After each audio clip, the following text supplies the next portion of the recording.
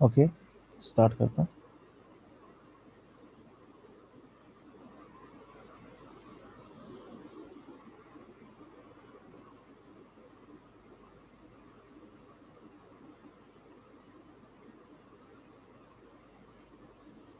तो last time मैंने बोला था कि हम डीवीडब्ल्यू पे काम करेंगे, तो मैंने डाला अपने सिस्टम में।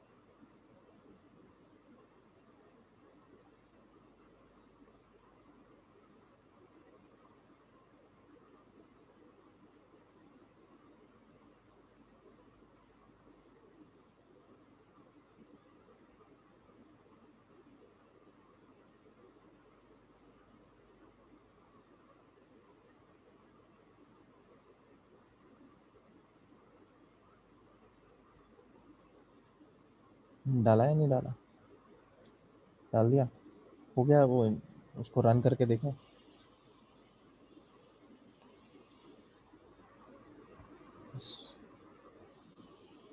हाँ, कोई इशू आ रहा है उसको?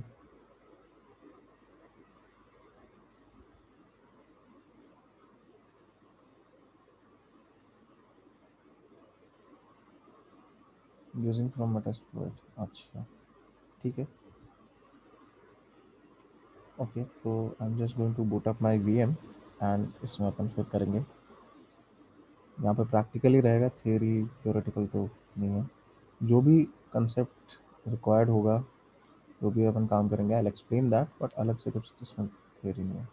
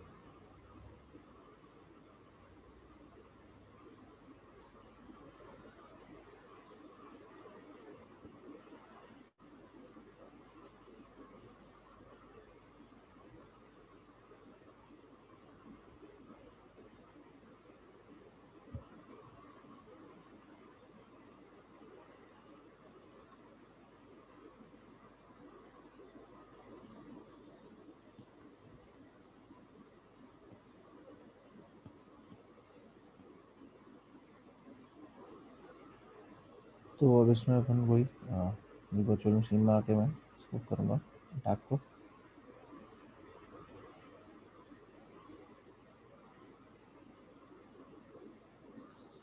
And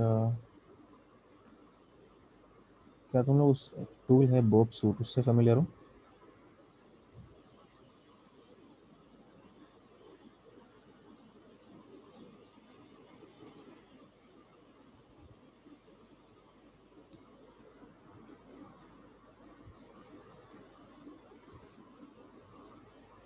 have you heard about this tool Burp suit?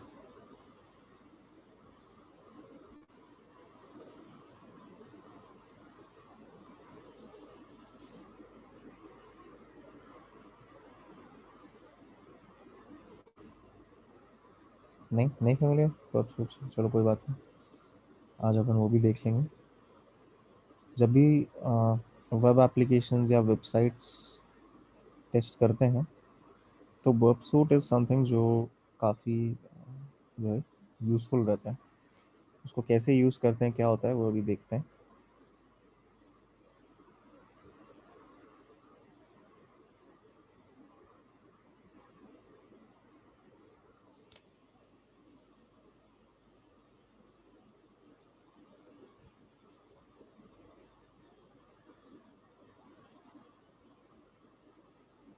एक ऐसा टूल है जो काफ़ी इम्पोर्टेंट है हमारे लिए, और जो अपने ये काली और पैरट अगर यूज़ कर रहे हो, इनमें प्री इंस्टॉल्ड आता है बर्ब सूट।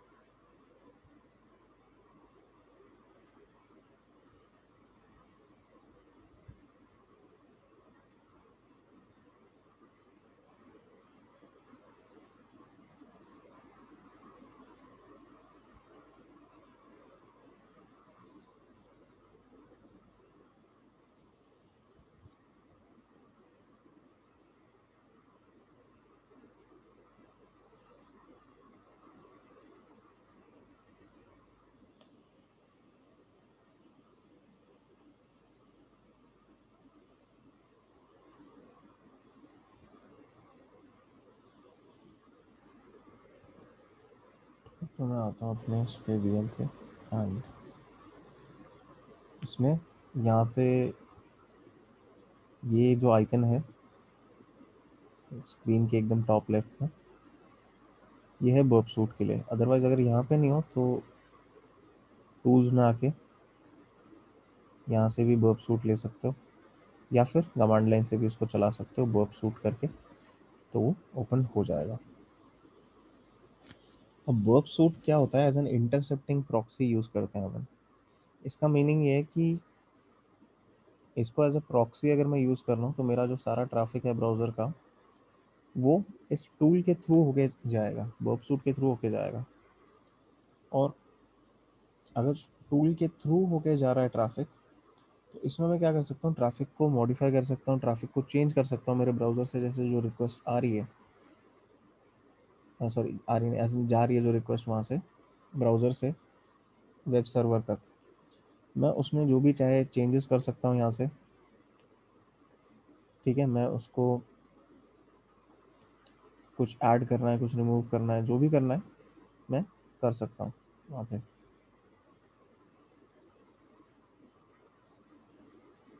एक सेकंड यार, इसको मेरे को रिबूट करना पड़ेगा।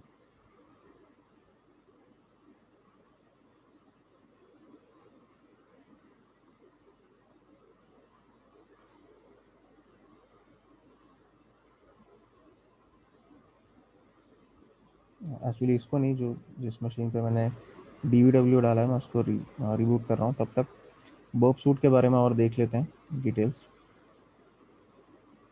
तो इसको ओपन करते हैं। अब बर्ब सूट का जो इंस्टॉल्ड आता है वो कम्युनिटी एडिशन इंस्टॉल्ड आता है। इसका एक कमर्शियल वर्जन भी अवेलेबल है, बट वो काफ़ी एक्सपेंसिव है और उसकी वैसे ज़रूरत भी नहीं है हमें, सारा काम हमारा इसमें हो जाता है।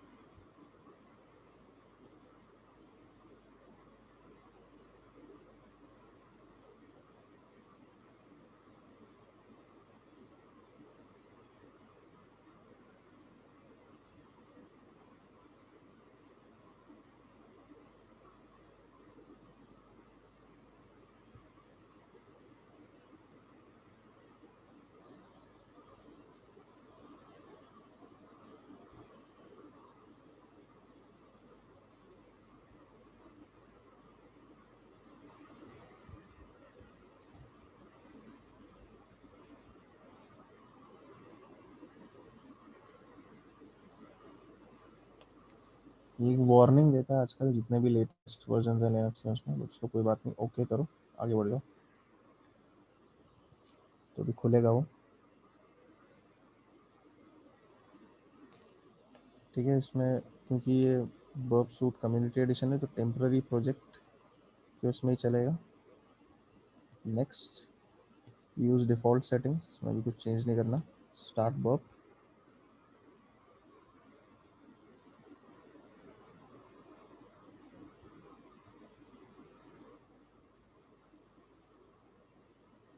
अच्छा, अब यहाँ पे सिचुएशन ये है कि मैंने बर्ब सूट तो चला दिया, ठीक है। इसमें क्या कह रहा है, proxy service started on 127.0.0.1 port 8080।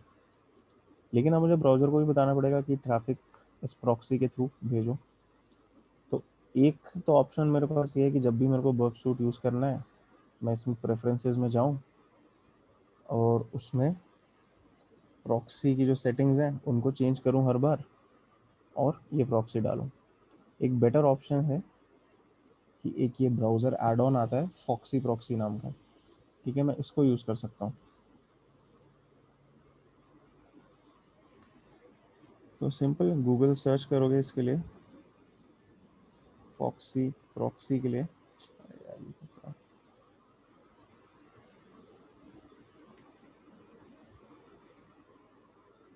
ठीक है, तो ये मोजिला एड ऑन जो है, यहाँ से जाके प्रॉक्सी प्रॉक्सी स्टैंडर्ड, इसको इंस्टॉल कर लो।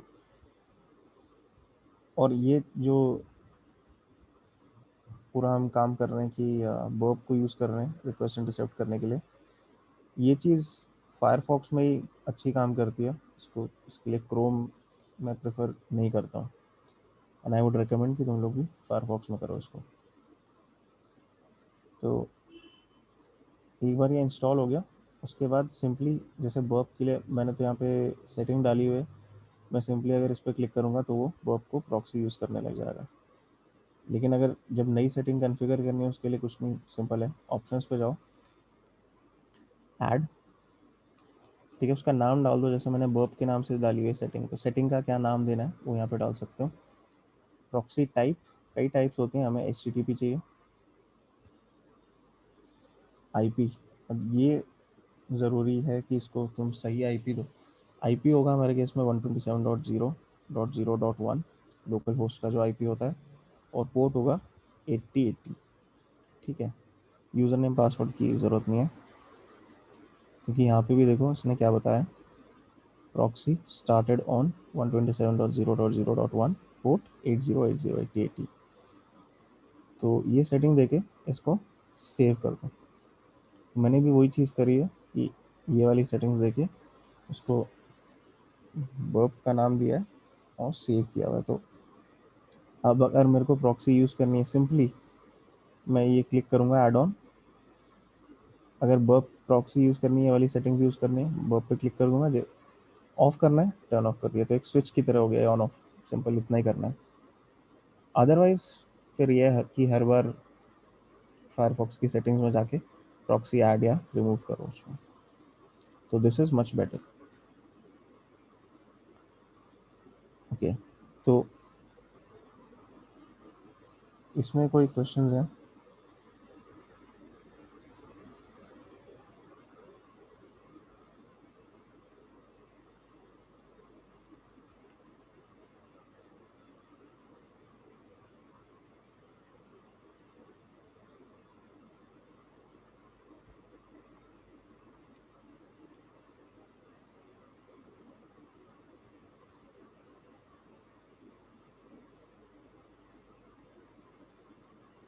No, okay.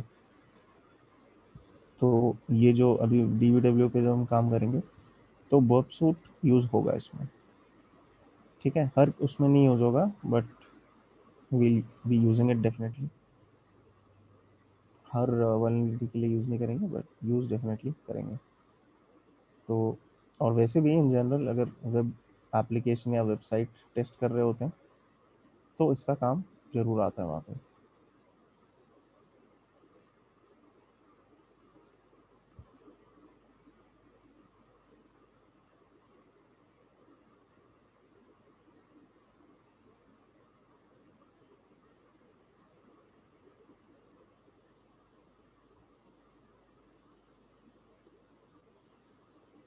और वर्ब के भी कई सारे फीचर्स हैं, जैसे सबसे पहले जो मेन होता है वो तो दैट इज प्रॉक्सी।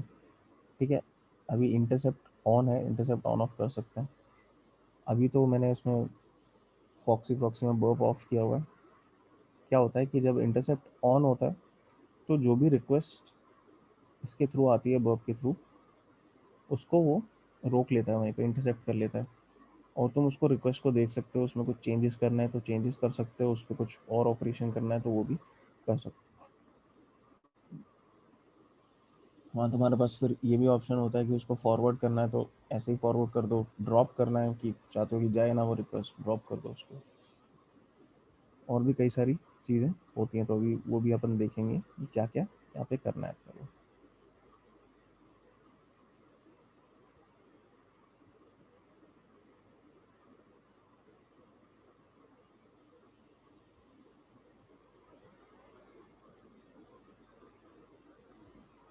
तो यहाँ पे मैं DVW पे आ गया हूँ, और इसका बाय डिफ़ॉल्ट यूज़र नेम होता है एडमिन, पासवर्ड होता है पासवर्ड।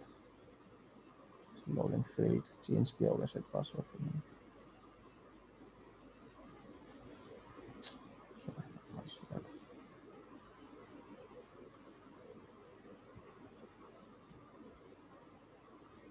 को यार देखता हूँ पासवर्ड।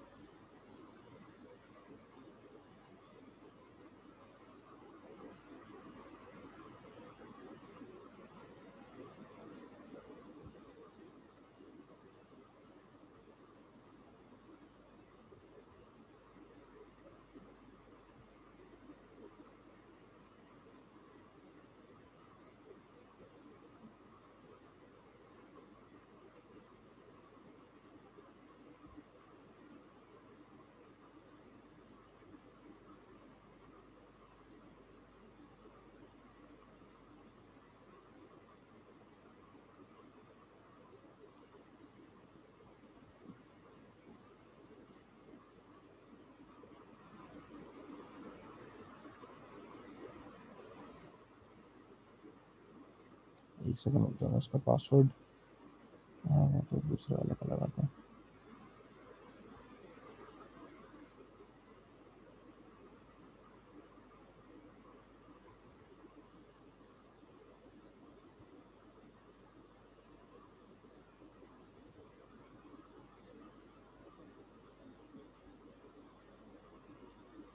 नहीं, वो डिफ़ॉल्ट नहीं है ना, वो चेंज किया था कुछ, अब वो याद नहीं आ रहा क्या है।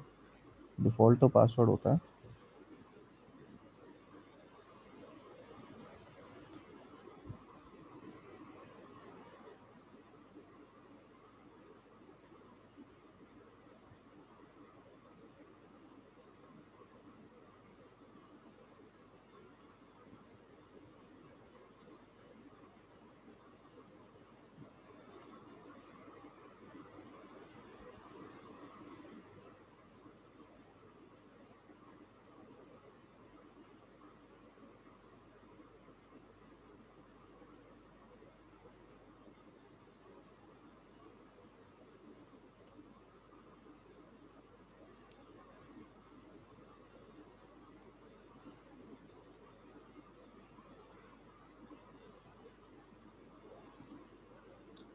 बस 2 मिनट रुको, मैं इसको चेक करके देखता हूँ।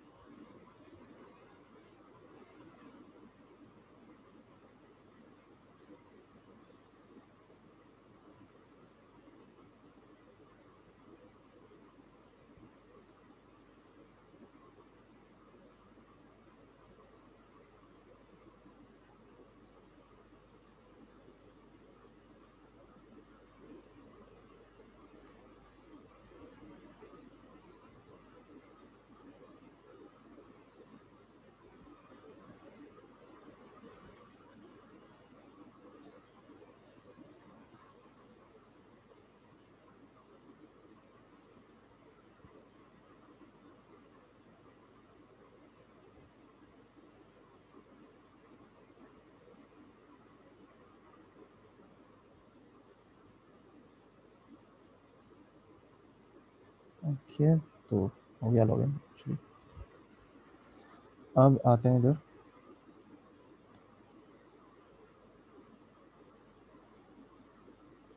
और यहाँ पे देखो ये जो है DVW में जो लॉगिन करोगे लेफ्ट साइड में वल्नरेबिलिटीज़ की लिस्ट आती है।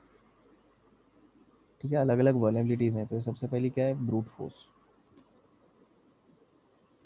कि जो पासवर्ड है उसको ब्रूट फोर्स किया जा सकता है।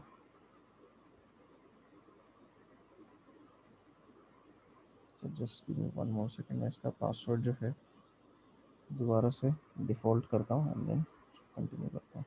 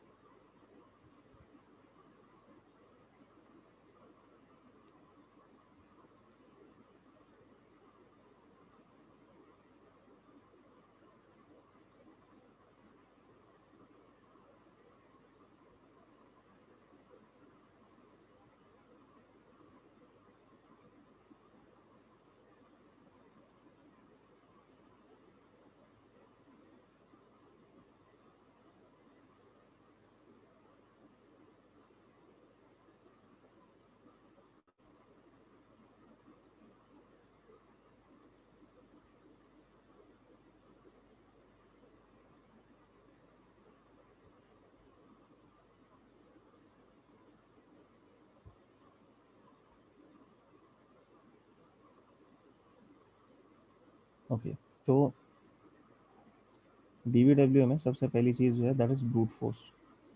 ब्रूट फोर्स मतलब पासवर्ड क्रैकिंग जब करते हैं। ठीक है, तो लॉगिन कर रहे हैं तो क्या दो चीज़ों में मांगता है। यूज़र नेम और पासवर्ड। तो अब यहाँ पे ये दिखाया हुआ है कि ब्रूट फोर्स कोई भी इसको कर सकता है।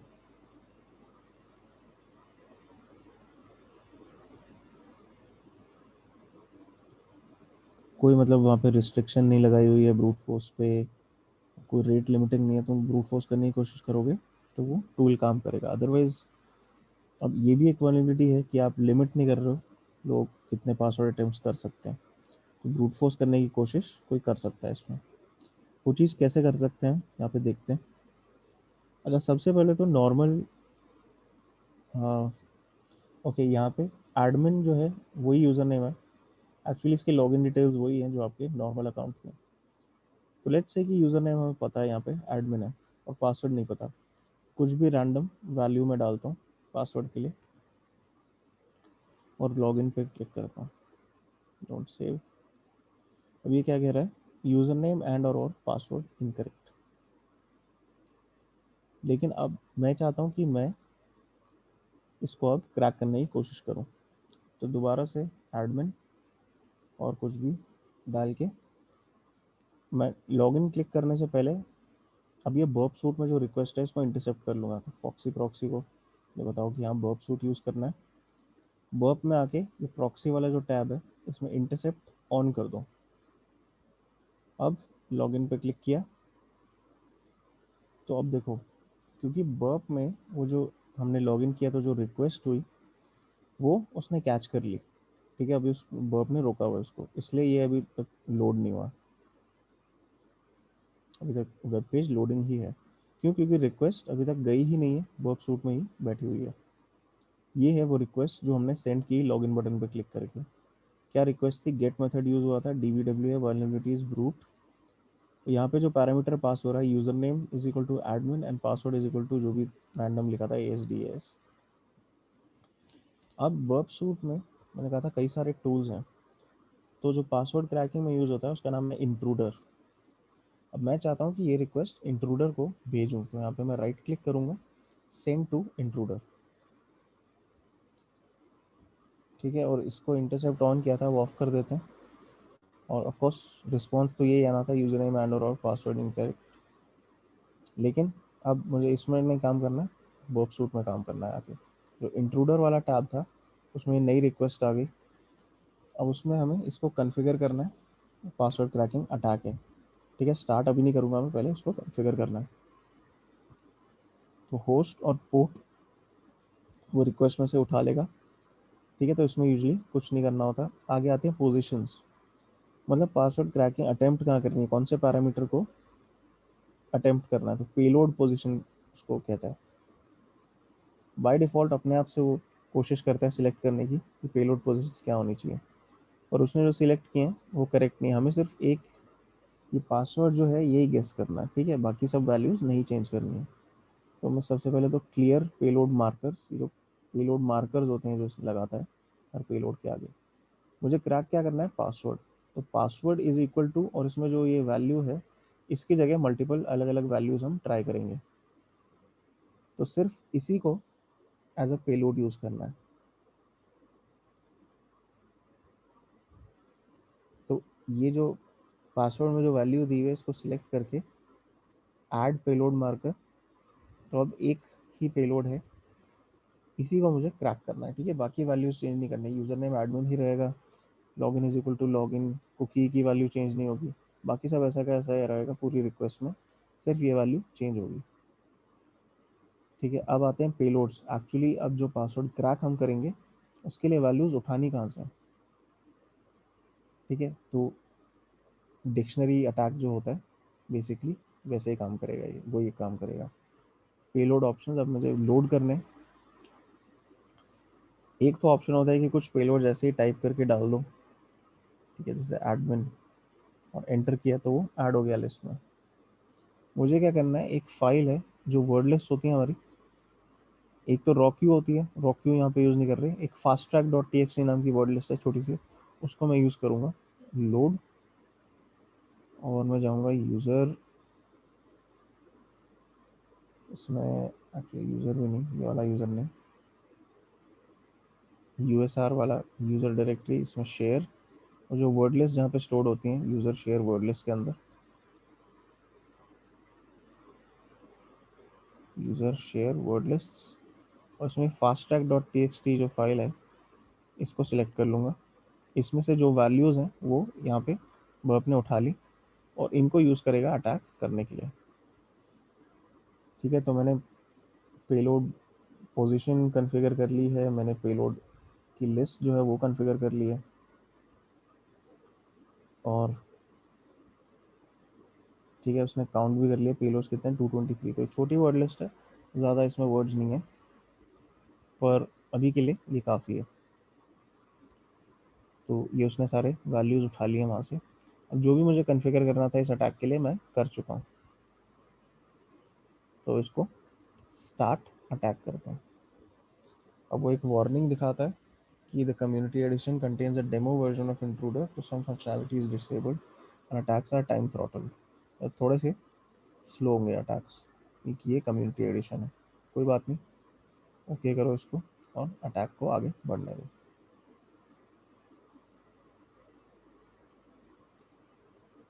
तो वो कर रहा है अटेम्प्ट पासवर्ड क्रैकिंग। ठीक है, इसको चलने देते हैं, just excuse me for a couple of minutes, ये चलता है तब तक।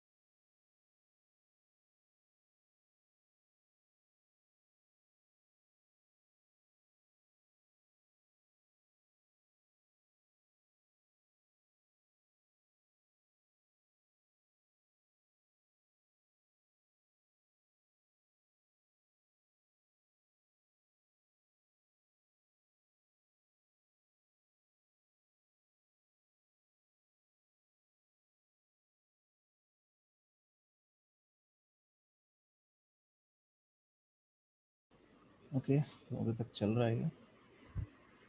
अगेन ये बर्ब सूट का कम्युनिटी एडिशन जो है, इसमें थोड़ा ये स्पीड कम कर देते हैं अटैक्स की, इसलिए धीरे चल रहा है, अदरवाइज काफ़ी जल्दी हो जाता है ये।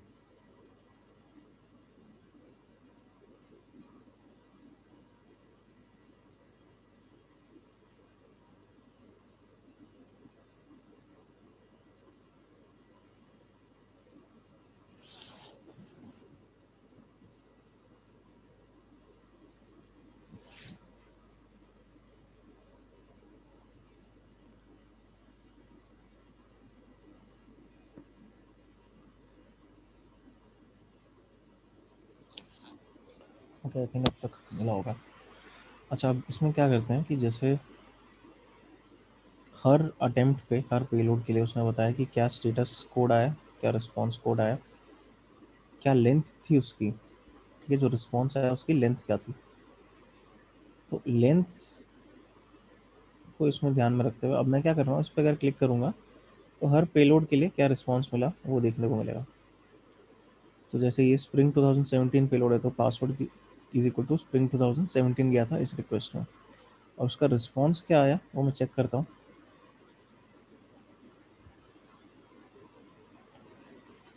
रिस्पॉन्स में आ रहा है यूज़र नेम एंड और पासवर्ड इनकरेक्ट,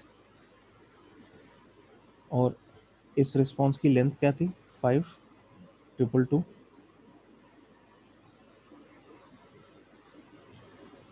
ठीक है, और यहाँ पे बाकी जो रिस्पॉन्सेज हैं उनकी भी लेंथ यही है। मैं लेंथ के अकॉर्डिंग भी सॉर्ट कर सकता हूँ असेंडिंग या डिसेंडिंग ऑर्डर में। अब 5222 लेंथ है इस पेलोड के लिए, लेकिन यह एक पेलोड है जिसकी लेंथ डिफरेंट है बाकी से। ठीक है, मैंने लेंथ के अकॉर्डिंग सॉर्ट किए रिजल्ट्स कॉलम्स। जो पासवर्ड वाला पेलोड है उसके लिए रिस्पॉन्स की लेंथ डिफरेंट है, तो उसका रिस्पॉन्स चेक कर लेते हैं इसमें क्या डिफरेंस आया। ठीक है, ये 5283 है, बाकी 5222 है, तो थोड़ा सा ज़्यादा लेंथ है इस रिस्पॉन्स की। इसमें देखो ये चीज़ मेंशन है, welcome to the password protected area admin, meaning कि this is the correct password. ठीक है, बाकी सब में incorrect password, this is correct, तो पासवर्ड पता चल जाता है इस तरह से। तो बर्ब सूट के थ्रू वेब एप्लीकेशंस पे हम ब्रूट फोर्स अटैक इस तरह से कर सकते हैं। अभी भी चल रहा है अटैक, बट हमें पासवर्ड ऑलरेडी मिल गया। ठीक है, तो पॉज करके या डायरेक्टली बंद कर दो, इसको एग्जिट द अटैक, क्लोज किया एंड पासवर्ड मिल गया। तो यूजर नेम एडमिन है और पासवर्ड पासवर्ड है फिलहाल। ओके, तो अब वो वैल्यू यूज करके लॉगिन किया तो welcome to the password protected area, मतलब लॉगिन हो रहा है। ठीक है, तो ये तो ब्रूट फोर्स वाली हमने वल्नरेबिलिटी की बात की। अब यहाँ पे अगर ऐसा कुछ होता कि 3 बार गलत पासवर्ड डाला तो अकाउंट लॉकआउट हो जाएगा थोड़ी देर के लिए, तो इस तरह की चीज़ नहीं हो सकती थी। बट यहाँ ये वल्नरेबिलिटी है कि वो अनलिमिटेड ट्राइज कर रहा है, इसलिए ब्रूट फोर्स करने की पॉसिबिलिटी है, अनलिमिटेड अटेम्प्ट्स अलाउ कर रहा है वो।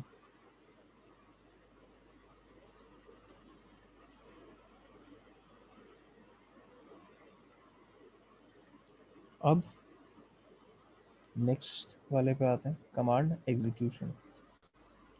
ठीक, कमांड एग्जीक्यूशन वल्नरेबिलिटी या कमांड इंजेक्शन भी कहा जाता है इस वल्नरेबिलिटी को।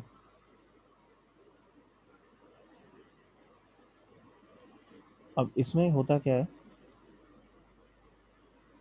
कि यहाँ पे जो भी कोड है इस वेबसाइट का, उसकी वजह से कुछ ऐसा हो रहा है कि मैं सिस्टम कमांड्स एग्जीक्यूट कर पाऊंगा। फॉर एग्जांपल यहाँ पे क्या कह रहा है वो, ping for free enter N IP address below. ठीक है, आईपी एड्रेस डाल के देखते हैं यहाँ पे, फॉर एग्जांपल 1.1.1.1।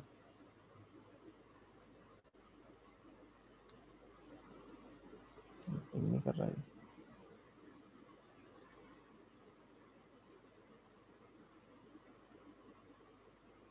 क्या हो गया, पिंग क्यों नहीं कर रहा है।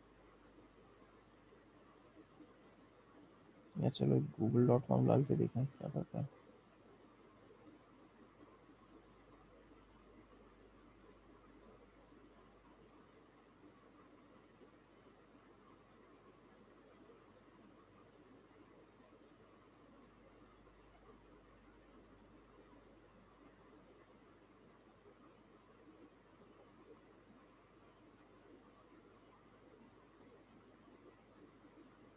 अभी के लिए इसको हटा देते हैं।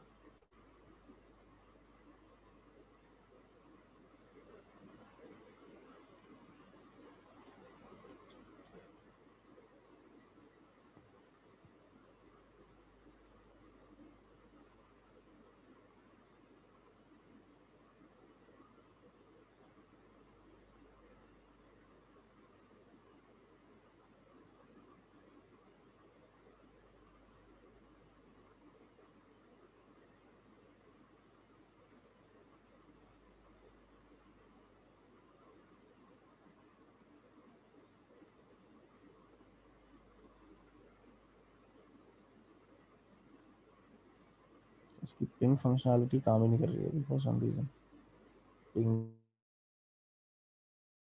नहीं कर पा रहा है वो।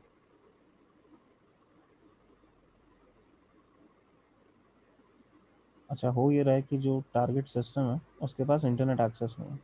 एंटर एन आईपी, तो उसको चलो गेटवे दे देते हैं उसका।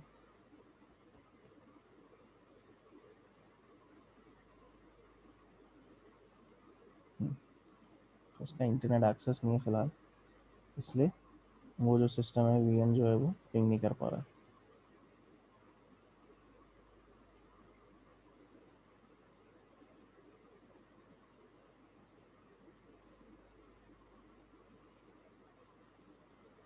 तो मैंने इसमें एक आईपी डाला। ठीक है, तो क्या हो रहा है कि पिंग और वो आईपी, जैसे अपन पिंग कमांड यूज़ करते हैं किसी भी आईपी के लिए, तो वो पिंग किया इसने इस आईपी को, और वहाँ से रिजल्ट रिजल्ट जो भी आया वो बता दिया। एंटर एन आईपी एड्रेस, अगर इसके पास यहाँ पे नेटवर्क कनेक्शन होता तो google.com डालते तो वो भी चल जाता, या होस्ट नेम डाल के देखें, पैरट, जो मेरे सिस्टम का होस्ट नेम है।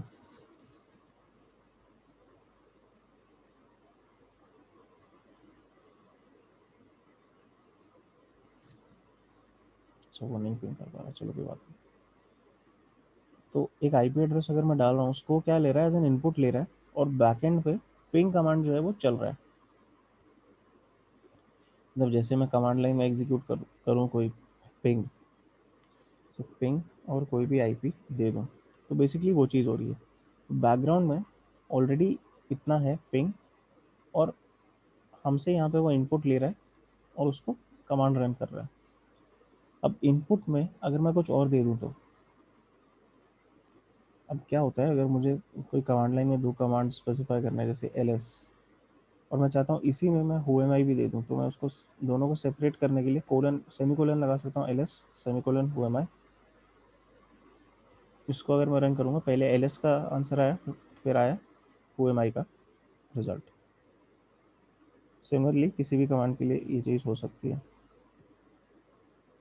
pwd वर्किंग डायरेक्टरी आई पहले, उसके बाद whoami। दोनों कमांड्स को मैंने सेपरेट कैसे किया, सेमीकोलन से।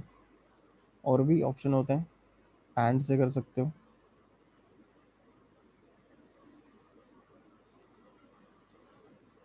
करने को तो वैसे और से भी कर सकते हो, बट और में फिर ये दिक्कत है कि अगर पहला वाला कमांड चल गया तो वो दूसरा वाला नहीं चलाएगा।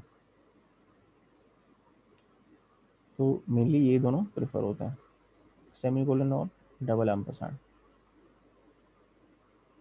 अगर मुझे कमांड, इसको कहते हैं कमांड चेनिंग, मैं ऐसे चेन बना रहा हूँ, एक ही लाइन में मैंने मल्टीपल कमांड्स डाले, तो मैं यहाँ पे कोशिश करता हूँ कि इनपुट में और कमांड्स दे दूँ।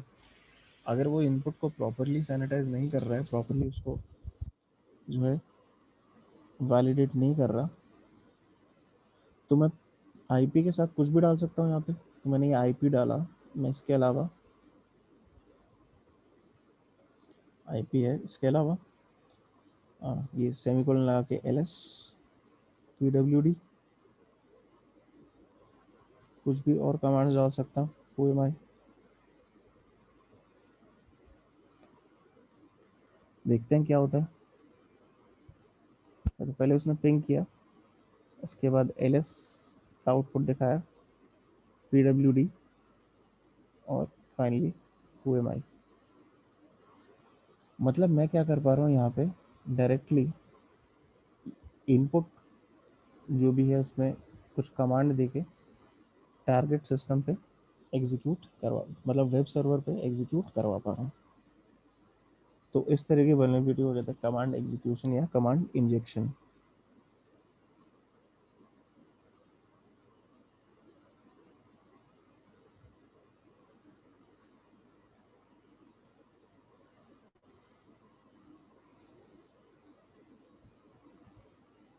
ठीक है, कि हम कमांड कुछ अगर दे रहे हैं इसको, सिस्टम को,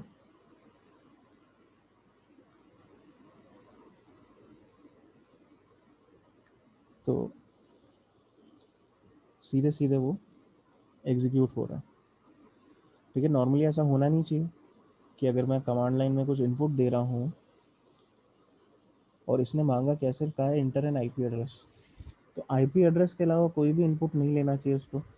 बट आईपी एड्रेस के अलावा मैं तो कमांड डाल पा रहा हूँ, सिस्टम कमांड सीधे सीधे, जो कि एग्जीक्यूट हो रहे हैं।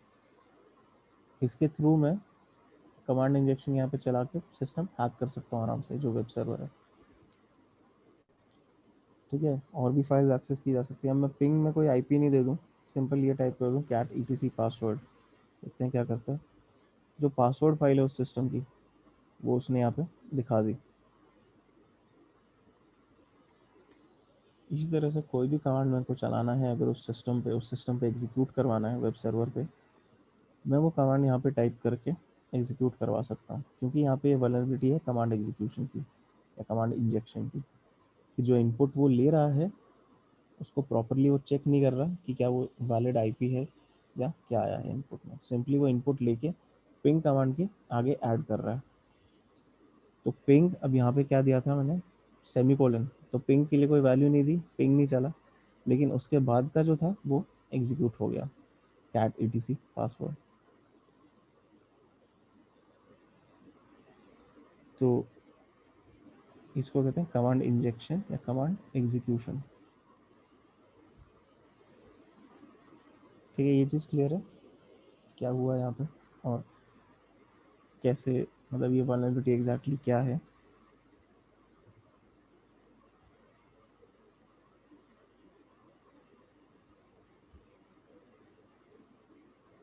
यस, कोई क्वेश्चन है तो पूछ लो यार, इसमें कोई वो नहीं है।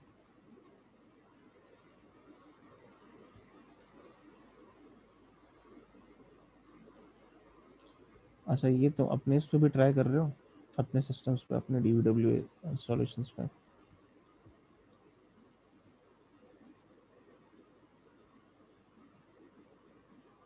चलो ठीक है, कोई इशू आए तो पूछ लेना।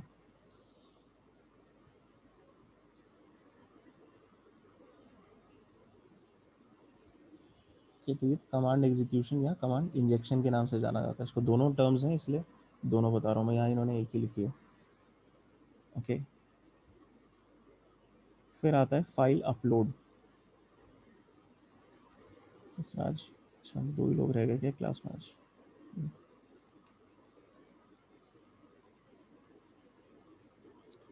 तो एक काम करते हैं कि अपन कल कंटिन्यू करते हैं, फिर आज ज़्यादा लोग हैं ही नहीं। ठीक है, क्योंकि नेक्स्ट जो है फाइल अपलोड और सी एस आर एफ वगैरह, ये थोड़े इंपॉर्टेंट टॉपिक्स हैं, तो सब होंगे तो अपन तभी इसको कंटिन्यू करते हैं।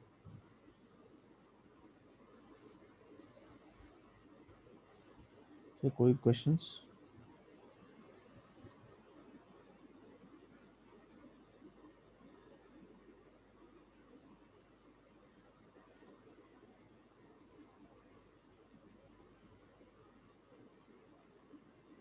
हाँ, yes we have. Yes yes, Saturday है ना, कल कल होगा सेशन।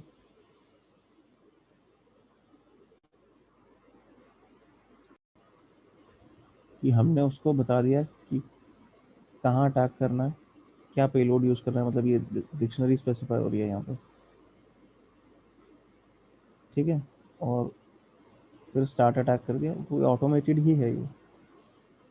बट इतने तो मुझे स्पेसिफाई करना ही पड़ेगा, वो टूल अपने आप से तो चीज़ें उठाएगा नहीं ना यार, ये इतना तो बताना पड़ेगा मेरे को उसको।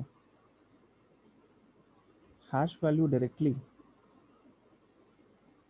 यार इस, ये तो, अब क्योंकि जो ये वेबसाइट है, यहाँ पे जब मैं ब्रूट फोर्स वाले पॉइंट पे आ रहा हूँ, ये मुझसे यूज़र नेम और पासवर्ड मांग रहा है, तो मुझे उसको यूज़र नेम और पासवर्ड ही एंटर करना है। हैश वो खुद बैकएंड में उसका कैलकुलेट करके पासवर्ड से कंपेयर कर रहा है, तो वो वेबसाइट हैंडल करेगी। अगर तुम यहाँ पे हैश वैल्यू डाल दोगे ना पासवर्ड की जगह, तो वो उस हैश का हैश कैलकुलेट करेगा, वो फिर गड़बड़ हो जाएगी वहाँ पे। वेबसाइट मुझसे अगर पासवर्ड मांग रही है तो मैं वहाँ पे पासवर्ड ही यूज़ करूँगा। ठीक है, हाँ, एक्चुअली बैकएंड में यही हो रहा है कि वो पासवर्ड जो मैंने सप्लाई किया है उसका हैश कैलकुलेट करके डेटाबेस में जो पासवर्ड स्टोर है उससे कंपेयर करके रिस्पॉन्स दे रहा है। लेकिन डायरेक्टली हैश तो हम यहाँ पे नहीं देख सकते, क्योंकि हैश का प्रोसेस जो है वो वही बैकएंड में रहा है, मैं उससे, मेरा उससे ज़ीरो इंटरेक्शन है। ठीक है, मैं उसको सिर्फ पासवर्ड वैल्यू सप्लाई कर सकता हूँ, हैश वो अपने आप कैलकुलेट कर रहा है, तो हम डायरेक्टली हैश इसको नहीं दे सकते। और यहाँ ऐसा भी नहीं है कि मैंने कोई हैश कैप्चर किया हो। ठीक है, इस समय मेरे पास कोई पासवर्ड हैश थोड़ी ना, अगर एक्चुअल पासवर्ड का मेरे पास हैश हो जाए, तो मैं तो ये ऑनलाइन उसको वेबसाइट को करूँ ही ना ये काम, मैं अपने सिस्टम पे उसको क्रैक कर लूँगा, जो अंदर पर यूज़ करूँगा या हैश टैग यूज़ करूँगा। बट ये वेबसाइट पासवर्ड में तो मेरे पास कोई हैश है नहीं यहाँ पे, तो मैं पासवर्ड ट्राई कर रहा हूँ और क्रैक कर रहा हूँ, तो यहाँ तो हम हैश को डायरेक्टली इन्वॉल्व नहीं कर सकते।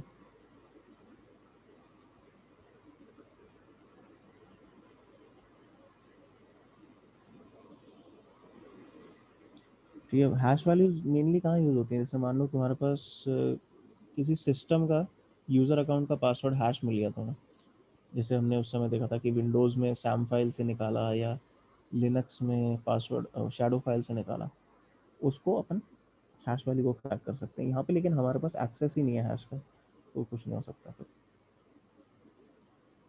ओके।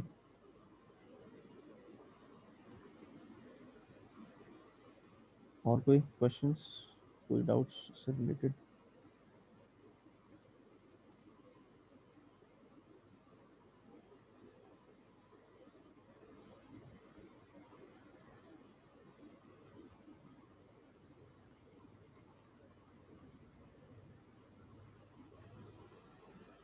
उसको अपन कंटिन्यू करते हैं कल के उसमें।